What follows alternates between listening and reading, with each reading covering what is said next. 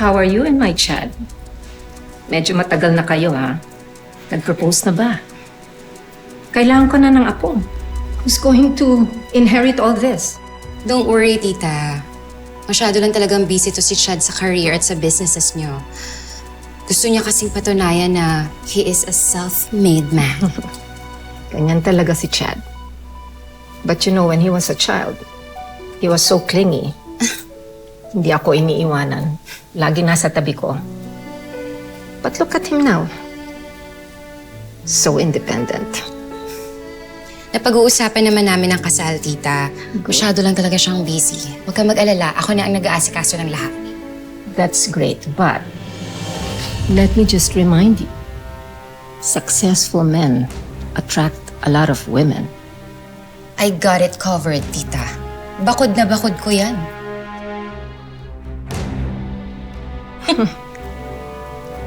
Parehong-pareho tayo. I was right all along. Si Violet ang bagay sa anak ko at hindi si Pipay. Miss Dibage ba, may ibang test lang po na kailangan gawin para malaman yung totoong kalagayan ng anak nyo.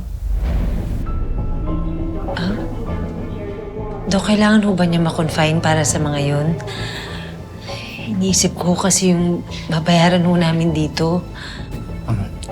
Pipay, huwag mo na isipin yun. Doc, okay na po. Thank you. Excuse me. Ang sweet niyo naman tingnan. Mama, pwede siya na lang ang papa ko?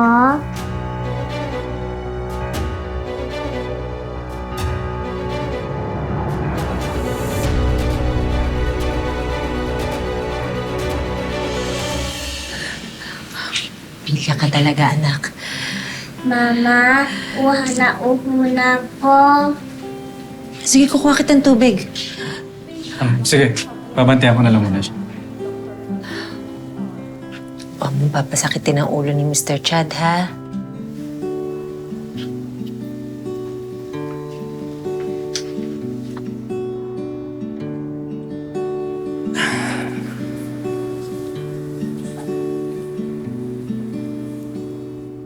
Alam mo, hindi ko na nakilala papa ko. Ha? Bakit naman? Hindi ko alam. Pero sabi ni Mami, gwapo daw papa ko.